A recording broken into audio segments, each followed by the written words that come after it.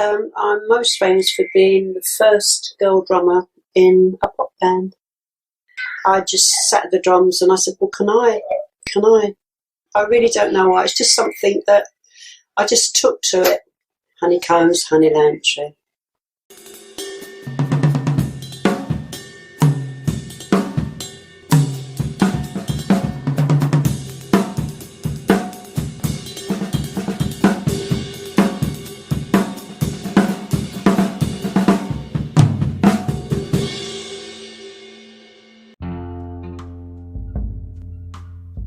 Olá você, esse é o Repercuta Podcast, um espaço onde a gente fica livre para falar sobre o mundo da música, mais especificamente no mundo da bateria, sempre trazendo boas histórias, reflexões, informações e de certa forma repercutindo tudo que envolve o mundo da música e da arte.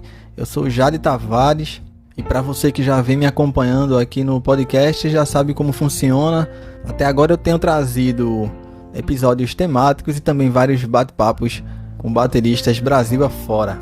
E nesse que é o episódio de número 18, resolvi trazer mais um áudio documentário para você que vem me acompanhando por aqui.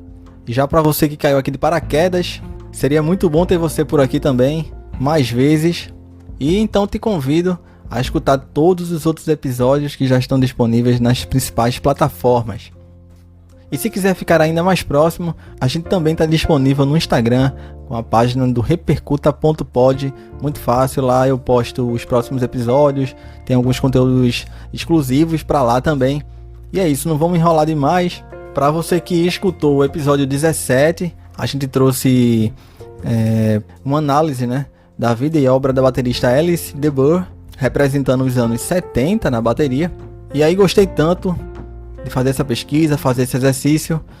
No episódio 18 resolvi trazer dessa vez a gente voltando mais uma década no tempo para falar um pouco sobre a mulher na bateria nos anos 60. E representando as mulheres nessa década, a gente traz a história da Honey Landry, baterista que se notabilizou na banda Honeycombs, ainda nos anos 60 na Inglaterra. Mas antes de a gente entrar um pouco na vida dela, eu já te aviso que esse episódio aqui do Repercuta vai ser dividido em duas partes. No início eu vou procurar trazer o contexto pelo qual a banda surgiu, e claro, com a presença da Honey. E na segunda parte a gente trata um pouco mais especificamente da vida pessoal da Honey Landry. Então é isso, eu te convido a ficar por aqui até o final, vale muito a pena conferir mais essa história aqui no Repercuta. Repercuta Podcast.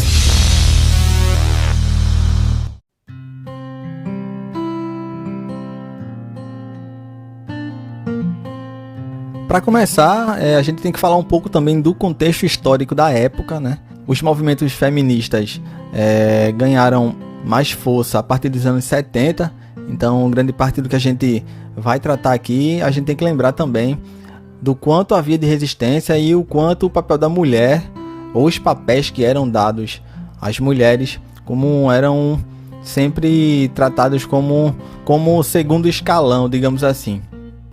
Para se ter uma ideia, no Brasil, por exemplo, até 1962, as mulheres casadas elas só podiam trabalhar fora de casa, isso se o marido permitisse. Era uma limitação imposta ainda pelo Código Civil, que foi criado em 1916. E foi a partir daí, com o passar do tempo, que as próprias mulheres se mobilizaram e apresentaram várias propostas, décadas após décadas, para mudar esse cenário. De lá para cá muita coisa mudou, A gente sabe, mudanças significativas em várias áreas, como o combate à violência e também o empoderamento econômico e social das mulheres. Claro, muita coisa ainda deve ser conquistada, mas a gente está num caminho. E esperamos que, enquanto sociedade, a gente possa sempre andar para frente, A própria autonomia econômica das mulheres, que ainda recebem 70% do que os homens recebem, mesmo tendo o mesmo cargo e a mesma atribuição, é outro exemplo de como a gente ainda está num processo. Daí a importância do debate de gênero e o combate à violência contra a mulher, violência de várias modalidades para as mulheres que historicamente vem passando por situações de violência invisibilização, e que acabam relegando, né, o papel e limitando o papel que a mulher pode desejar, sonhar, inclusive, em exercer como profissão e como atividade para a vida mesmo. E aí, trazendo para esse contexto, o que é importante a gente entender esse cenário, a gente inicia falando da trajetória da Honeycombs, que é a banda que a Honey Lantry participou.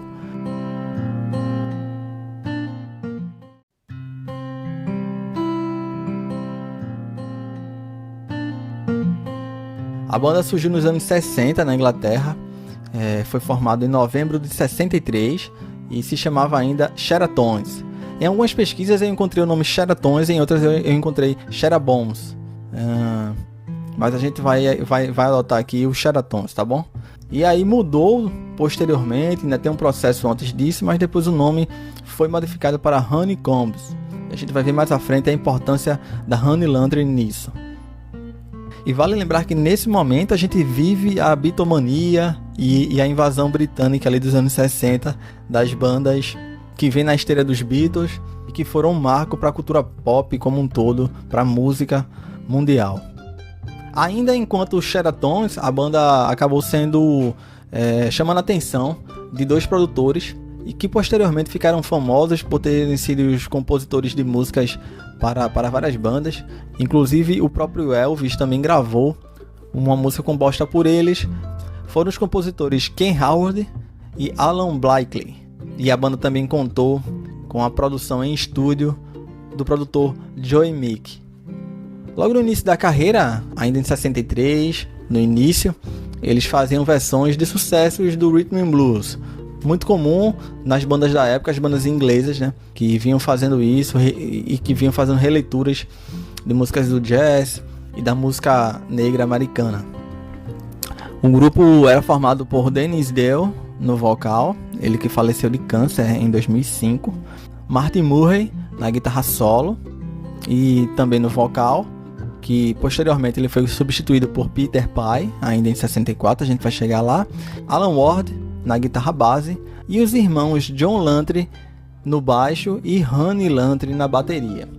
Eles se conheceram no norte de Londres, em meio à bitomania que eu já falei aqui e nas várias pequenas casas de shows que haviam na época. A partir daí, eles conseguiram um show teste, no caso, em que o produtor Joey Meek foi para essa audição, foi para esse espetáculo deles, esse show. O Joey, inclusive, tinha um próprio estúdio, era uma espécie de home studio na época. E aí o Mick viu a banda e, além da qualidade nata do grupo, o fato da Honey Lantry fazer parte na bateria, e de cara ele percebeu um elemento ali onde ele poderia faturar e ser um ponto em que ele pudesse tornar a banda mais vendável, né? Investindo no lado mais comercial mesmo da coisa.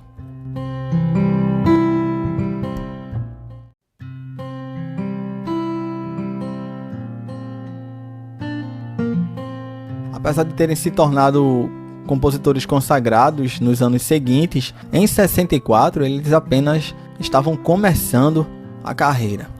Após conseguir essa audição, a banda resolve gravar algumas músicas ainda com o nome de Sheratones. O grupo gravou nesse home studio do produtor Joey Meek com a música Have I the Right e também um lado B chamado Please Don't Pretend Again, tudo gravado de forma caseira, onde morava o produtor. E aí a gente traz a primeira curiosidade, porque essa gravação do fonograma Have I the Right, o destaque todo da música é praticamente a bateria, gravada pela Honey, e além disso, eles fizeram um efeito lá de overdubs, em que o produtor quis potencializar essa batida da música, né, como sendo o elemento protagonista dessa música, no caso. E aí, para a gravação, além de gravar a bateria, ele propôs ao grupo de utilizar uma escada que ele tinha, uma escada de madeira na casa dele, no estúdio dele. E aí ele fixou 5 microfones ao longo da escada. E aí ele acabou gravando o restante da banda na escada, batendo os pés na escada de madeira, para utilizar ela na gravação por cima da bateria também. Isso além de um pandeiro, também, que é muito marcante na música Have I the Right, e que é possível você ouvir aí nas plataformas, enfim, até no próprio YouTube tá disponível. A canção acabou ficando um pouco mais acelerada. O próprio vocalista Denise Dell acabou declarando anos depois que ela ficou um pouco mais difícil até de cantar por conta dessa mudança de andamento. O BPM da música acabou indo lá para cima, lá para frente, até para potencializar um pouco mais a presença da bateria nessa canção. Ela foi gravada em 3 takes no home studio do produtor Joy Meek. Have I the Right, que foi o primeiro hit ou o maior hit da banda, foi lançado em 26 de junho de 64 pela gravadora Pi. E foi o presidente da gravadora, Louis Benjamin, que acabou dando a ideia de renomear o grupo como The Honeycombs. E nisso vem mais uma curiosidade, porque a Honey Lantry era a marca registrada dela, o corte de cabelo colmeia, que é um pouco mais cheio, na parte de cima ele é curtinho e um pouco mais cheio na parte de cima, e que as mulheres utilizavam bastante na época. E aí, para fazer um trocadilho com esse corte colmeia e também com o nome da Honey, com o nome artístico dela, e esse fato também, esse detalhe do corte de cabelo da Honey, a gente fala um pouco mais na frente o porquê também e de onde vem essa influência, que é uma coisa muito da trajetória pessoal da Honey, mas a gente continua na trajetória da banda.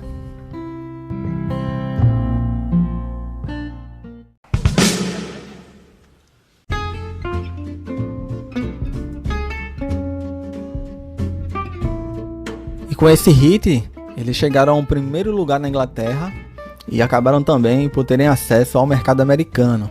O disco acabou demorando a vender um pouco, e o veículo de suma importância para levar a banda lá para cima nas paradas foi o rádio. Isso porque a estação pirata Rádio Caroline passou a tocar essa música repetidamente várias vezes durante o dia. E para se ter uma ideia, logo quando foi lançado o single, o compacto da Have I the Right, eles costumavam vender entre 5 e 6 compactos por dia, passando para 20 mil cópias. Isso depois da divulgação massiva a partir da Rádio Caroline. E aí acontece que você já deve ter imaginado. Eles ficaram tão populares que o proprietário de uma das casas de show os ofereceu 5 noites por semana para tocarem por lá, sempre em horários um pouco mais cedo, fechando as portas por volta das 9 da noite. Isso porque onde a banda passava era garantia de lotar o lugar. E agora é um caminho sem volta, né? Você deve imaginar isso também, porque no mesmo ano, em 64, eles lançam o disco de estreia deles, auto-intitulado The Honeycombs, que alcançou a posição 14 na Billboard. Esse álbum também contou com mais 2 singles que não chegaram ao topo das paradas, mas que ficaram entre as 40 mais tocadas e mais pedidas. São eles Is It Because e Eyes. E a partir daí a banda acabou ficando muito mais conhecida do que já era. Então a gravação de um segundo álbum acabou ficando até mais fácil de certa forma. Tem que lembrar que também é uma época em que bandas lançavam vários álbuns em um único ano. Se você pegar, por exemplo, a própria discografia dos Beatles, você percebe que tem ano em que eles lançam 3 álbuns, 2 álbuns no mesmo ano. Coisa que hoje, 50 anos depois, o modelo é outro, a gente já sabe quanto muda, né? É praticamente um álbum a cada 3 anos, 4 anos, até pelo tamanho das turnês, enfim, toda a forma de massificar em outras plataformas, inclusive, né? Com vídeos, enfim, e com vários produtos relacionados para tornar aquele álbum lançado ali, tirar até a última gota dele e usar ele plenamente, né? Mas em 65 o modelo era outro, né? Eles lançam o álbum All Systems Go, que tem na canção Something Better Beginning, ela que alcançou o número 39 e que, apesar de ter sido uma canção elogiada, acabou não repetindo o mesmo sucesso do primeiro álbum. Já com o outro single, That's the Way, eles alcançaram uma posição melhor, acabaram ficando em 12º nas paradas de singles da Inglaterra. Deu uma melhorada, né, na reputação da banda e na continuidade da carreira deles, mas aí vieram mais algumas músicas que acabaram não alcançando o grande público, não alcançaram o que era desejo da gravadora, enfim, né, dos produtores e agentes da época, e acabou proporcionando um pouco de queda na popularidade da Honeycombs. Eu tô falando das músicas This Year, Next Year, Rui Sylvia, It's So Hard e That Loving Feeling. Nesse momento a banda já estava um pouco em queda, porque a necessidade de se manter sempre com benesses e ali em cima nas paradas dos singles era primordial, era muito importante para a manutenção e para a continuidade da existência de qualquer grupo musical da época. Então, em 66, eles tentaram mais uma vez trazer um novo álbum em que pudesse repetir o sucesso do primeiro, mas dessa vez foi um álbum diferente, foi um álbum gravado no Japão, ao vivo, chamado de Honeycombs in Tokyo. E aí eu faço um parênteses para, no meio dessa discografia deles, a gente falar um pouco sobre a repercussão da banda ao longo de vários países e como foram bem sucedidos durante um certo tempo.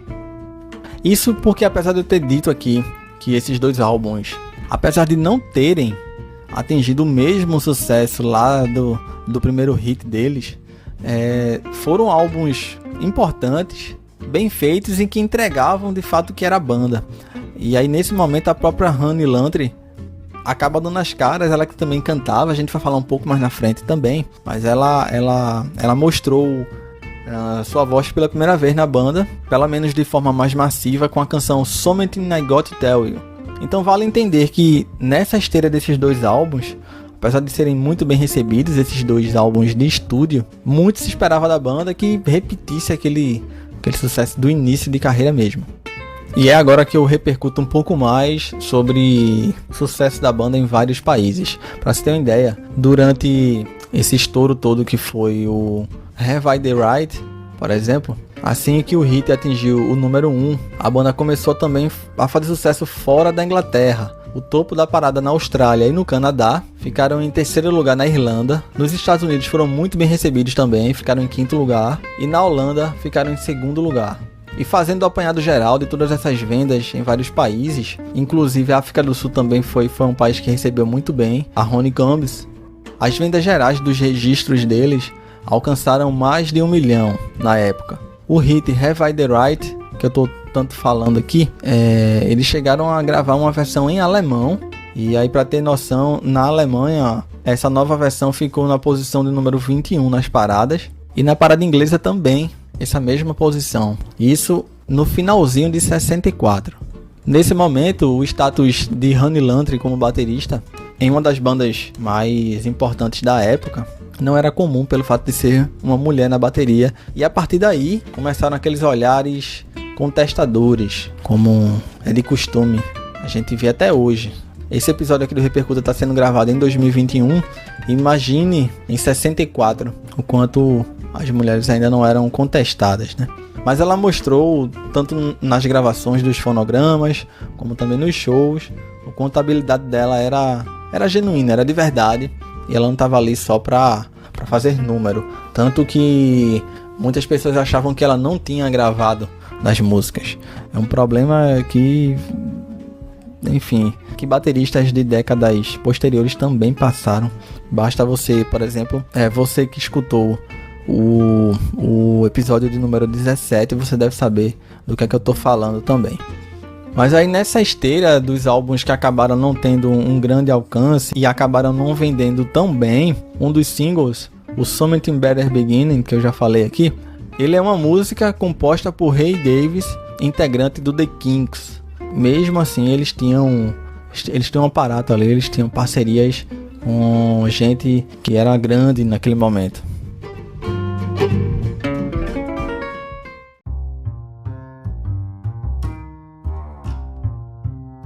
Eu queria falar agora um pouquinho também sobre as turnês que eles fizeram.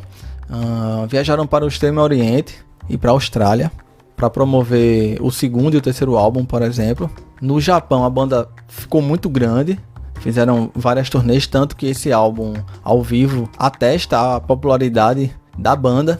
O mercado japonês absorvia muitas bandas ali da fase beat, né, aquela fase dos anos 60, a invasão britânica que eu já falei também. E por conta disso eles escolheram gravar esse álbum ao vivo em um single, Love in Tokyo, fazendo esse trocadilho, já que era um álbum gravado de forma ao vivo. Outro país onde eles também ganharam extensa popularidade foi na Suécia, onde eles acabaram marcando 2 dos vários singles deles em primeiro lugar da parada sueca.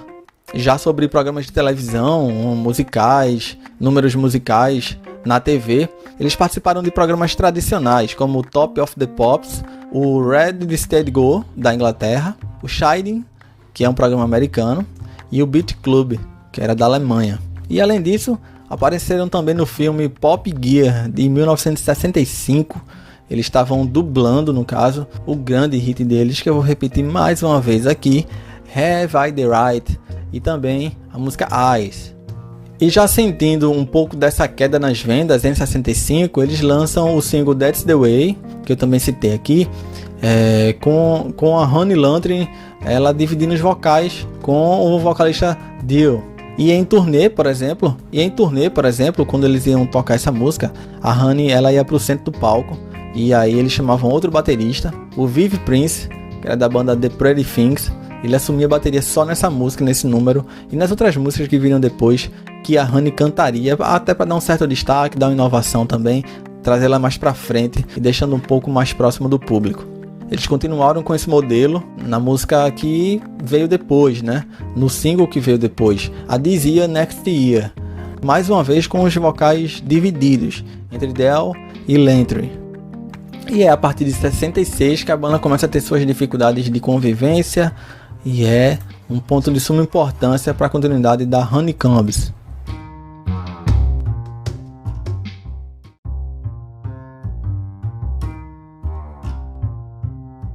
Isso porque, em abril de 66, Dennis Dell, Alan Ward e Peter Pai deixam o grupo, apenas os irmãos continuaram no projeto e a banda foi reformulada.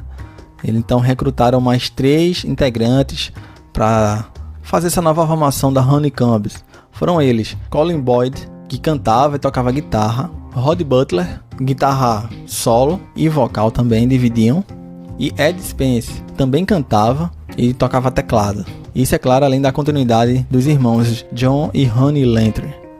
E com essa formação eles lançam o último single em atividade do grupo, chamado That Loving Feeling. Ainda no fim de 66 eles fazem mais uma turnê no Japão. Vale lembrar que esse LP, esse vinil, esse álbum, esse último álbum, esse ao vivão lá em Tóquio, praticamente item de raridade, difícil de se achar por aí. Assim como o CD também, eles acabaram relançando pela Repertory Records ainda na década de 90 para revisitar a carreira da banda. Eles tinham inclusive um single que é bastante raro para quem é colecionador, para quem pesquisa, que foi gravado exclusivamente para o Japão, chamado Christmas, e que foi gravado durante a turnê lá no país oriental.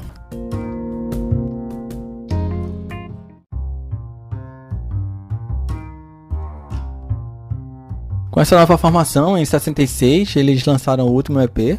A banda voltou a fazer... Deu uma regredida, voltou a fazer os circuitos de pequenas casas de shows e cabarés, até se separar em 67, que é o próximo assunto que a gente repercute agora. Em 3 de fevereiro de 67, o produtor musical do Honeycombs, o Joey Meek, que é um grande personagem na trajetória da banda, ele comete suicídio no seu home studio, que é praticamente onde ele morava, era seu home studio, seu apartamento. E esse fato acabou sendo uma queda para a banda, um ponto prejudicial na existência do grupo. Por isso, também, acho que mais um ingrediente, além dos fracassos de venda, ou de fato a gente tá falando aqui de fracasso de venda, mas na verdade tava vendendo, é porque depois a indústria da música ela quer sempre que tu entregue aquilo que tu já entregou no ápice, ela quer um ápice constante. Inclusive na história da música a gente vê exemplos muito latentes até hoje, o quanto, enfim, você consegue entregar X, então eles querem sempre aquilo o tempo inteiro, é praticamente uma máquina de moer gente, né? Você tem que ser constantemente consagrado, constantemente, enfim, inclusive aquela contradição que eu fico pensando comigo mesmo sozinho, confesso pra vocês, que é aquela contradição entre você soar novo o tempo inteiro, mas ao mesmo tempo ter um status de consagrado. Todo mundo te conhece já, mas ao mesmo tempo tu tem que ter um diferencial que te faça, que te passe um frescor de novidade na coisa. Então em 67 a The Honeycombs acaba encerrando suas atividades. Mais pra frente alguns integrantes continuaram com suas carreiras musicais. Por exemplo, em 72 o Peter Pai ele fez uma breve carreira solo com o nome artístico de Peter Frank. Ele gravou 2 álbuns e 3 singles para um selo chamado Dawn e ficou em atividade até 75. Já na década de 90, Martin Murray abriu uma pequena casa de show, um pequeno cabaré que se chamava Martin Murray's Honeycombs. E também durante a década de 90, a própria banda retornou com outra formação, incluindo a Honey Lantry, o Peter Pai e o Dennis Dell, e fizeram uma turnê que fez sucesso, inclusive, a partir de 91. E o irmão da Honey, o John, um pouco mais tarde acabou compondo também essa formação. O vocalista Dennis Dell morreu no dia 6 de julho de 2005, com 61 anos. E a baterista Honey Lantry, nossa protagonista desse episódio aqui no Repercuta, veio a falecer bem depois, a gente vai detalhar um pouco mais na frente. Mas é isso, a gente encerra dessa forma essa primeira etapa aqui desse episódio de número 18. A The Honeycombs, confesso a vocês que não conhecia a banda, vim conhecer através de pesquisa, leituras, e aí por acaso eu caí na história da Honey Lantry, achei muito interessante, quis trazer aqui pro Repercuta, acabei escutando parte da discografia da banda, e só recapitulando, né? Foram 3 álbuns, o The Honeycombs de 64, All Systems Go de 65, a gente teve o It's The Honeycombs em 66, além do álbum ao vivo The Honeycombs em Tóquio, gravado e lançado, inclusive, apenas no Japão. Isso vale para você aí que tá afim um pouco de conhecer melhor a discografia da banda. E é assim que a gente encerra essa primeira etapa aqui desse episódio, porque agora a gente detalha um pouco melhor a vida pessoal e parte da obra também que se confunde com a The Honeycombs, do nosso grande alvo desse episódio, que é a baterista Honey Lantry.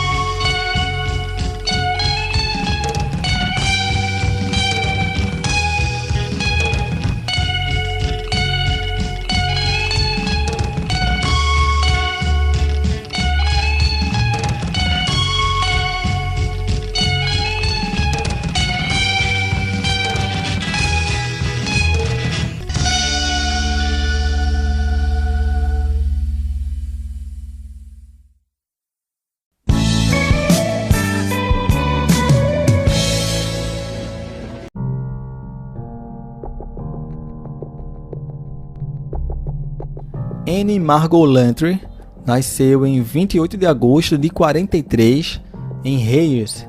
Ela era filha de Nora, uma funcionária pública, e seu marido John Lantry, ele que era um escritor de cartazes. Eu até fiquei curioso com esse termo, escritor de cartazes. Acho que seria um publicitário hoje, seria, não sei, um cara que faz outdoors, um cara que trabalha com fazendo placas, né?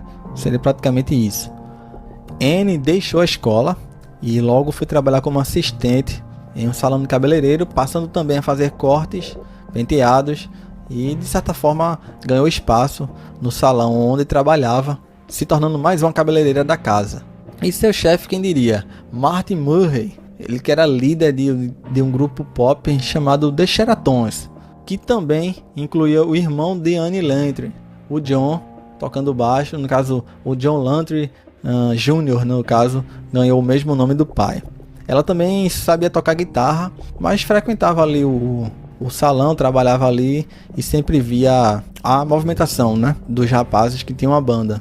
Ela, como assistente de Martin Murray, que também era cabeleireiro, via praticamente todos os dias o convívio do seu irmão John e com mais 2 amigos que estavam meio que formando uma banda. Eu fico imaginando a efervescência do momento, né? Até um clima de certo otimismo na época, acredito, com o surgimento de tantos grupos pop, enfim, tantas bandas. E foi no próprio salão que ela teve contato com a bateria pela primeira vez. Olha aí, tá parecendo até, se eu pudesse fazer um bate-papo com a Honey, seria, acho que a minha primeira pergunta que eu sempre faço nos bate-papos, para você que vem acompanhando aqui o Repercuta, né? Qual foi a primeira vez que ela viu uma bateria? E se pudesse conceder esse bate-papo, ela diria que foi lá num salão de beleza em 1963.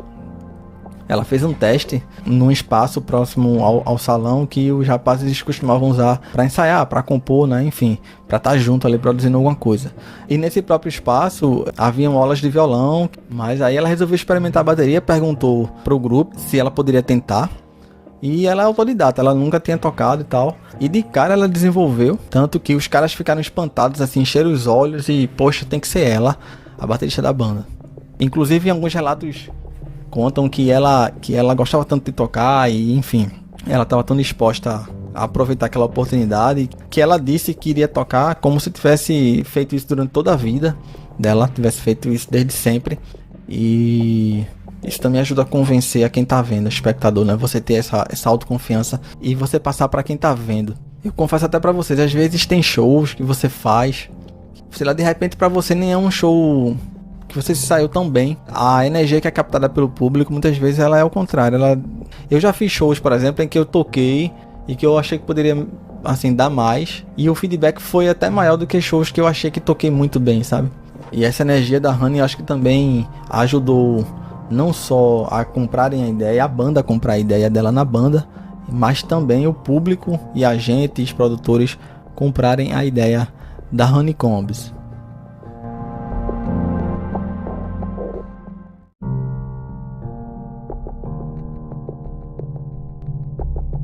A partir daqui eu vou meio que chover no molhado, porque ela se notabilizou como uma das poucas bateristas mulheres de sua época, e ainda mais se você levar em consideração a invasão britânica que estava acontecendo naquela década, pior ainda, né? Uma das poucas mulheres que apareciam, ainda mais bateristas. E não é exagero dizer que a Honey Landry foi talvez a mulher mais conhecida do rock and roll nos anos 60, pelo menos na Inglaterra. Não apenas visualmente, isso a gente também não pode excluir, mas ela não era só uma novidade visual, como uma imagem ali interessante. Ela também tocava muito e cantava muito bem também. Então, enfim, uma artista completa mesmo. Escolhi a bateria realmente porque amava o instrumento. Podia ficar ali na frente, poderia, né? Enfim, tomar atenção. Isso é só uma figura ali para fazer vender, mas não, ela curtia a bateria, enfim, de fato era baterista e contribuiu bastante, inclusive influenciando outras musicistas que vieram depois e que a gente detalha mais na frente. As aparições da Honey junto com The Honeycombs no cinema e na TV também ajudaram bastante para que a bateria fosse um pouco mais popularizada entre as meninas, e também o exercício do canto, porque, por exemplo, a canção That's the Way, quem canta é a Honey. A Something I Got to Tell You também, que é uma balada pop clássica, assim, e naquele estilo bem anos 60 mesmo, também conta com a voz dela. Ou seja, não é só músicas que compõem ali um álbum. Singles importantes, músicas das mais importantes da banda foram gravadas na voz dela. E claro que na época muito se falou que seria enganação, uma coisa comercial, massivo, que seria um truque para enganar e tal. Muito se contestou, inclusive, se ela tinha gravado as músicas. Ela declarou que tocou todas as faixas, tanto em shows como nas gravações em estúdio. Ela foi efusiva nesse sentido, inclusive. E de fato foi uma artista viva e que tem um legado dela aí até hoje. Numa segunda fase da banda, os produtores decidiram colocar ela meio que no centro das atenções ali cantando. E aí chamou o Vivi Prince, que eu já falei também, que era da banda Pretty Things. Ele assumia a bateria enquanto ela cantava um certo tempo, uma certa parte do show. Mas como acabaram não funcionando tão bem, eu acredito inclusive que essa saída dela da bateria, esse ato sim, teria sido, na minha opinião, um pouco mais comercial, digamos assim, para ver se conseguia manter a banda no topo das paradas como os empresários queriam, né?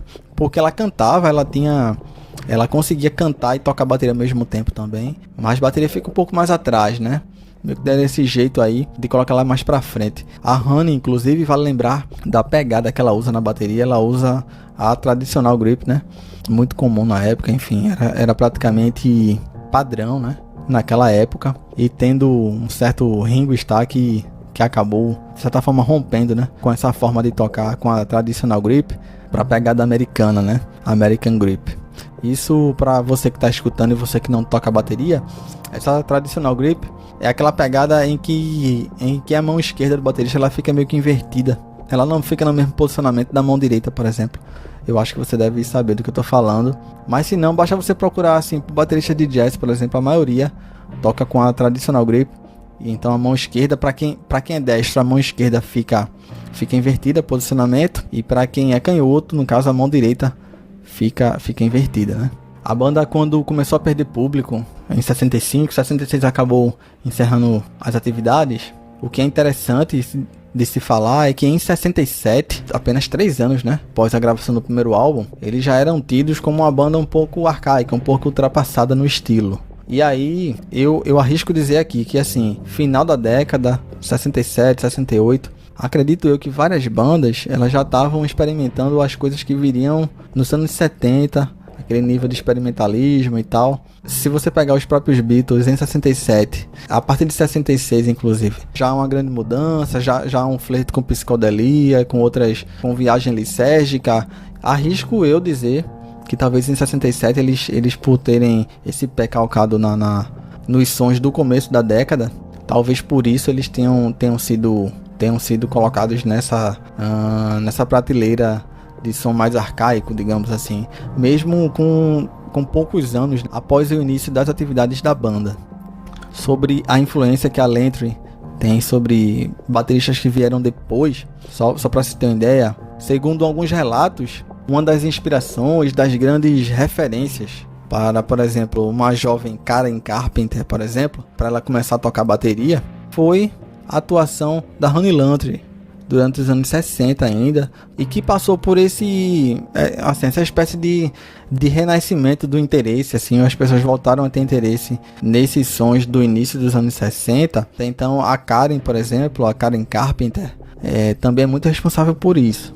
A Karen também tocava bateria e cantava. Enfim, eu vejo bastante influência, bastante referência, inspiração, né? De certa forma a gente um inspira o outro. Isso eu acho muito interessante na história da música.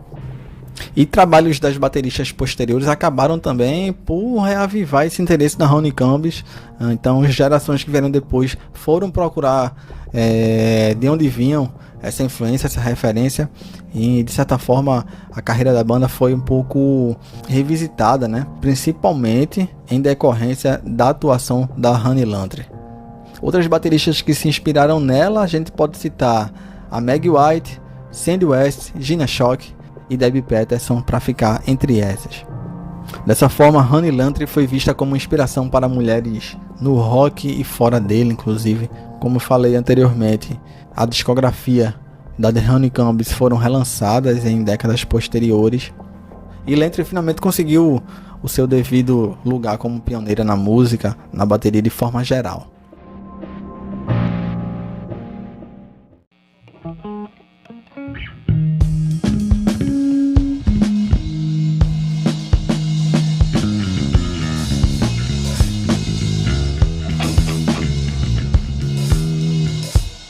Repercuta!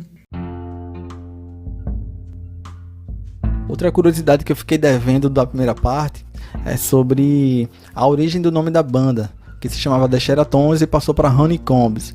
Isso porque, além de ser inspirado no penteado da Honey, que era o estilo colmeia, que eu já expliquei na primeira parte aqui, é uma forma de também fazer um trocadilho, porque o nome de Honeycombs funciona como se fossem favos de mel. Então parece meio que os rapazes da banda meio que estavam ali ao redor de uma colmeia doce, e que é valioso no fim das contas. Esse foi o conceito. A banda orbita, se você perceber, eu fui fazer pesquisas também, as fotos, tudo orbita ao redor dela, assim. E não só pelo fato de ser mulher, pelo protagonismo mesmo musical que ela tinha dentro da banda. Os shows, por exemplo, figurino, enfim, ela brilhava no meio dos caras lá também, que tinham seu valor, mas você percebe que a banda gira em torno dela, sabe? Não fosse ela, com a competência dela, com a performance no palco também, seria mais uma banda como tantas outras que haviam naquela época. E aí eu continuando essa pesquisa, uma coisa que eu achei muito interessante pesquisando, foi um dos trechos que eu confesso que eu mais gostei, é que hoje a gente vê as propagandas de bateria, né?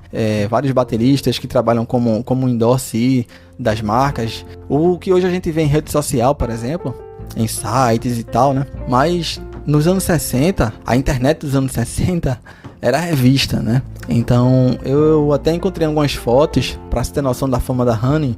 O que hoje a gente vê no YouTube, nos Instagrams da vida, antes eram nas revistas, né? E aí tem uma das propagandas que eu encontrei, que ela tá estampada lá, ela tá fazendo a propaganda da bateria Calton. E aí tem uma página inteira da revista, tem ela lá, citada, a foto dela com o modelo da bateria dela, e a propaganda dizendo assim, que se você quer tocar igual a ela, se você quer o som da Honey, se você quer ter aquele set visualmente, sonoramente, você tem que comprar a bateria Calton. Muito interessante. Essa capa tem até, ela divide a propaganda conta com outros bateristas também, como Bob Graham, John Perry, Michael Waller e Rich Hotwell, além de Joe Daniels, que era um baterista solo da época. Essa parte de publicidade e propaganda eu achei muito interessante, assim, as fotos até guardei, assim, para deixar de arquivo, eu achei muito interessante. Se você tiver interesse, você pode me mandar alguma mensagem e tal, que eu posso te mandar o link, te mandar as imagens, porque eu repito aqui o que eu falei no episódio passado, dessa forma a gente consegue entender um raciocínio de uma época, um tempo, um costume, um paradigma específico daquela época, e é uma das coisas que mais me interessam nesse trabalho todo de pesquisa que eu adoro fazer. Já com relação ao set que a Honey usava, é super simples também, muito parecido com o que os bateristas da época usavam. O Ringo Starr, o Charlie Watts, por exemplo. Um bumbo, caixa, um tom apenas, um surdo, chimbal, ataque e condução. A Honey, inclusive, é uma marca registrada, o uso de pandeirolas, e ela também usava bastante, por exemplo, a marcação com as duas mãos na caixa, ou então utilizando os aros dos tambores para conduzir.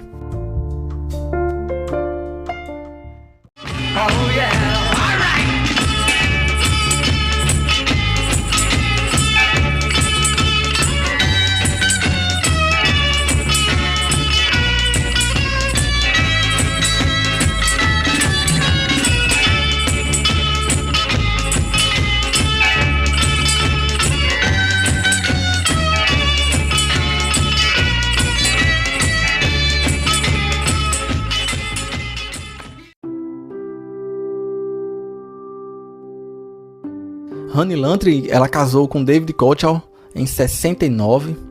Ele era administrador de pensões e dessa forma se aposentou da música para cuidar da família, para construir uma família, né? Ela teve 2 filhos, o Matthew e o Simon, até retornar aos palcos nos anos 80, com essa versão reconstruída que eu já falei do Honeycombs. Em 99, por exemplo, ela apresenta um álbum que contava com várias gravações de trilhas sonoras dos filmes de James Bond. Isso ela tocando bateria mesmo. Além dos 2 filhos, ela deixou 5 netos e passou a ser conhecida pelo nome de Annie Kochel ou Annie Margot Kochel, isso depois do casamento. Honey Lantry, ou Annie Margot Kochel, ou Annie Kochel, uma das grandes bateristas dos anos 60, referência na música, referência no rock, que você precisa conhecer. Viabilizou muito do que veio depois, mas muito mesmo. Ela faleceu aos 75 anos, no dia 23 de dezembro de 2018. Segundo relatos, por conta do câncer de mama. Ela faleceu em sua casa em Great Bartfield, na Inglaterra, 13 anos depois do falecimento do marido dela, em 2005. Honey Lantry, que nasceu em 43, durante a guerra em Reis, e que se mudou com os pais para Londres, deixou um grande legado para a música, para as mulheres, para as musicistas, para nós homens também, para fãs do rock and roll, da música de forma geral, quebrando limites, paradigmas, preconceitos, em uma época em que nem se contestava, nem se passava pela cabeça que mulheres podiam fazer o que elas quisessem. É mais um episódio que eu produzo aqui no Repercuta que dá gosto. Meio você vai sentindo um aprendizado na veia, sabe? E eu espero que você tenha gostado. Foi um modelo um pouco diferente do episódio sobre a Alice de Burr. Eu resolvi dar uma inovada também para não ficar tão parecido um com o outro. Mas espero que tu tenha gostado desse que foi o episódio 18, dando um enfoque na Honey Lantry, uma referência da bateria, da música e das mulheres de forma geral, escrevendo sua história ainda nos anos 60. A gente se encontra no próximo episódio. Eu te convido, se você quiser, a mandar algum recado, alguma sugestão de próxima pauta. Adoro fazer bate-papo, mas também adoro produzir esses audiodocumentários, são muito interessantes. A gente aprende conhecimento e passa para frente também. E é para isso que o Repercuta também existe. Forte abraço a todos vocês, eu sou Jade Tavares e a gente se encontra, a gente se escuta no próximo episódio aqui do Repercuta. Até mais!